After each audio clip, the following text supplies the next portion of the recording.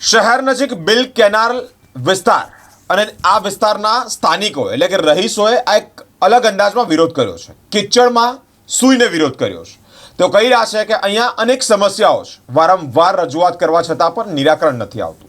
ચોમાસાની સિઝન છે, અવારનવાર પાણી ભરાઈ ગયા છે, રસ્તાઓની હાલત ખખડધજ છે. અહીંયા એક ગાર્ડન બનાવવામાં આવ્યું છે, પરંતુ એ ગાર્ડન હવે ગાર્ડન નથી રહ્યું. ટૂંક જ સમય પહેલા અહીંયા એક રોડ બનાવવામાં આવ્યો હતો, પરંતુ એ રોડની કામગીરી પણ અધૂરી છે.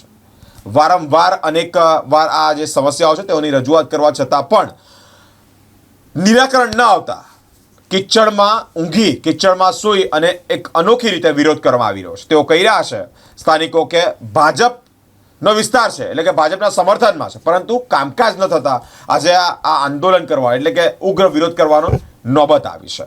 તેઓએ સાંસદ, ધારાસભ્યો અને કાઉન્સિલરનો પણ હુલ્લા બોલ એટલે કે તે લોકોના પણ અગેન્સ્ટમાં એટલે કે તે લોકોના વિરોધમાં સૂત્રોચ્ચાર કર્યા છે અને એક અનોખી રીતે વિરોધ નોંધાવી રહ્યા છે.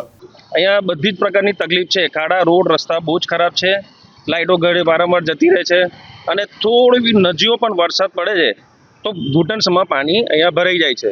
અમે અમારા ઘરની બહાર પણ નથી નીકળી શકતા. બે દિવસ સુધી છોકરાઓ સ્કૂલે નથી જઈ શકતા. કોઈ પણ પ્રકારનું કોઈ વ્યવસ્થા છે નહીં. અહીંયા 2.5 કરોડ રૂપિયાનો રોડ અહીંયા મંજૂર થયેલો છે અને બનાવેલો છે અને ટોટલી અડધો બનાવેલો છે અને એ સંપૂર્ણ ધોવાઈ ગયેલો છે રોડ. ટોટલી એ રોડ ધોવાઈ ગયેલો છે, કોઈ જ કામગીરી થઈ નથી.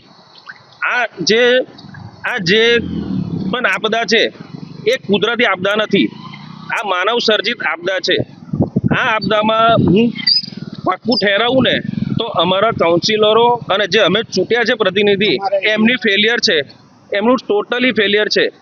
આપણે એવું વિચારતા હોય કે કોર્પોરેશન કામગીરી નથી કરતી, પણ કોર્પોરેશન કામગીરી એમની પ્રી મોન્સૂન કામગીરી કરેલી હોય છે, પણ આ લોકોએ એમાં ચર્ચા કરી કે નથી, એમાં ભાગ લીધો કે નથી, કે એમાં પ્રી મોન્સૂન કામગીરી આ લોકોએ માંગણી કરી છે કે નથી કરી, એ ચર્ચાનો વિષય છે.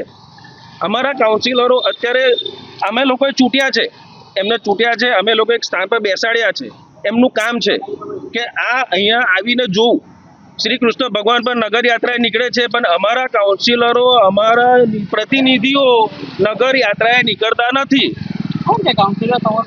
અમારા વિસ્તારમાં કાઉન્સિલર છે ટ્વિંકલબેન છે, સ્મિતભાઈ. એ લોકો ટોટલી એમના કામગીરીમાં ફેલ છે. હું તો એવું માનીશ કે આ કોઈ એક પાર્ટીનો વિરોધ નથી. આ વિરોધ અમારો એ જે પ્રતિનિધિ ચૂંટ્યા છે અમે ગલત ચૂંટી લીધા છે અને એમને થોડુંક નજું. આજે તમે માનો કે મુંબઈ દિલ્હી એક્સપ્રેસ વેમાં 24 કલાકમાં કેટલા કિલોમીટર કામગીરી થઈ જાય છે. 24 કલાકમાં આટલો રોડ બની જાય છે. આ રોડ અહીંયા 2 વર્ષમાં બન્યો નથી. આ રોડ અહીંયા 2 વર્ષમાં બન્યો નથી, થોડો પણ નથી બન્યો ને કશું જ કોઈ જ કામગીરી નથી.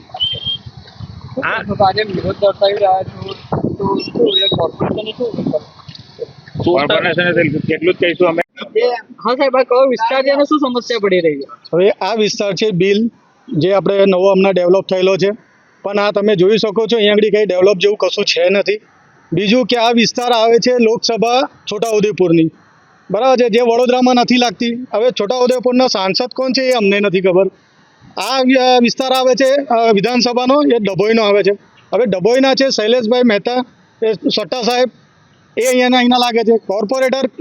જે કોર્પોરેશન લાગે છે વડોદરાનું લાગે છે. હવે તમે વિચાર કરો કે આટલા અલગ અલગ તમે સાંસદ જુઓ કે ધારાસભ્યો જુઓ કે કોર્પોરેશન જુઓ, 3 અલગ જ લાગે છે આમાં બિલમાં, જે વડોદરામાં બીજે કોઈ જગ્યા પર આવું નહીં હોય.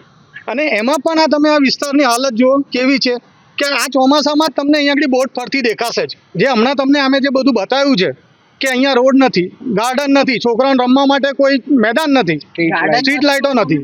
હમણાં તમે જે ગાર્ડન બતાવતા હતા એ ગાર્ડન, આ ગાર્ડન નથી. ગાર્ડન કોને કહેવાય તમને બધી સારી રીતે ખબર છે કે કોને ગાર્ડન કહેવાય.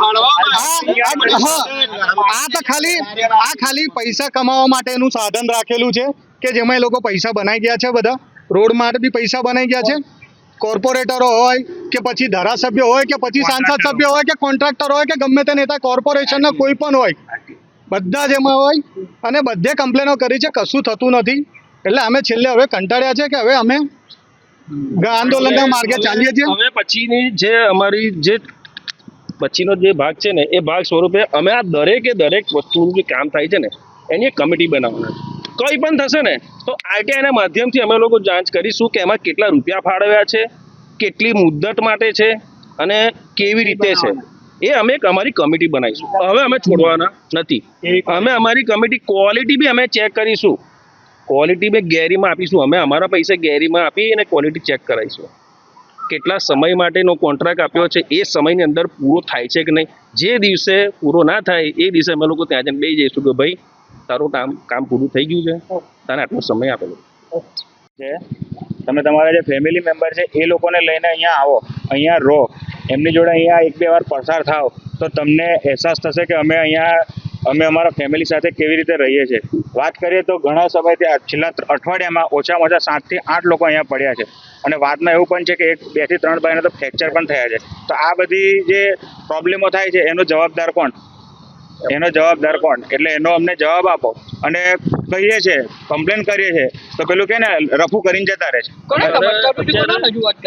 રજૂઆત તો અમે ઓનલાઈન આપણે ટ્વિટર દ્વારા આપણે કોર્પોરેશનમાં પણ કરી હતી. એ લોકો કાલે પરમ દિવસે રજૂઆત કરી, ગઈકાલે આવ્યા ખાલી રફુ મારીને સારું લગાડવા માટે આવીને જતા રહ્યા.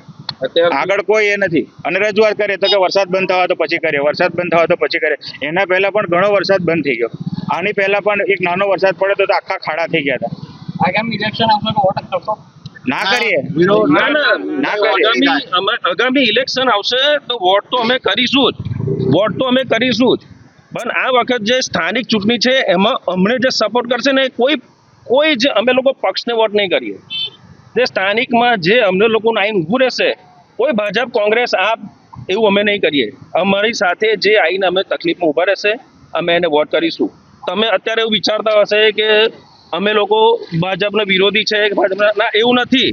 અત્યારે પણ આપણે ભાજપને જ અમે ચૂંટેલા અને ભાજપને જ અમે સપોર્ટ કરેલો છે. તમે અત્યારે જોવા જાઓ ને, તમે અત્યારે એક અહીંયા મને ખૂન લીસોટો મારો, લોહી નીકળશે, એ લોહીના ટીપા નહીં નીકળે. એ લોહીના ટીપાથી છે ને મોદી લખાશે સાહેબ. એટલી હદે અમે ભાજપના પક્ષમાં છે, કટ્ટર છે ભાજપમાં. પણ આ તો શું છે, પપ્પા બહુ સારા છે ને સંતાનો બરાબર નથી. આગળ બહુ સારું કામગીરી થઈ છે, અહીંયા કામગીરી થતી નથી. બધાને જ એવું છે. અમે કોઈ પક્ષના વિરોધમાં નથી. આગળ ટેક્સ ભરો છો, બધું કરો છો, રસ્તાને પાણી નથી મળતું. ટેક્સ ભરીએ છીએ, સમયસર ટેક્સ ભરીએ છીએ, સમયસર લાઇટ બિલ. હજુ તો અમારી બધી ઘણી બધી વ્યથા છે, એકલી રોડની નથી. સહેજ પણ થોડો પણ વરસાદ પડે છે, તો તરત જ લાઇટ જતી રહે છે. રોજ થોડો વરસાદ લાઇટ જતી રહે છે. તો સિટીમાં કે થોડા આગળ તમે જશો તો લાઇટ નહીં જાય વરસાદ પડે તો, બરાબર છે. અને અમારે ત્યાં થોડી બી વરસાદ પડે લાઇટ જતી રહે છે. અમારે ત્યાં શું ચાઇનાના લગાયા છે, મશીનો ચાઇનાના લગાયા છે. જે ત્યાં આગળ સિટીમાં જે લોકો બિલ ભરે છે એટલું જ બિલ અમે ભરીએ છીએ. કેમ અમારે ત્યાં કેમ પ્રોબ્લેમ થાય છે? સવારે આપણા ઘરે મહેમાન આવે ને, સવારે જલ્દી નીકળવાનું હોય ને તો રાત્રે માતાજીની બાધા લેવી પડે છે કે માતાજી કાલ અવાર વરસાદ ના પડે તો સારું, તો આ લોકોને અમે બહાર કાઢી શકીએ. એટલી હિતેશ ગિલ નામ છે મારું, ઓરો પ્રાઇમ તરફથી હું આ વાત કરી રહ્યો છું.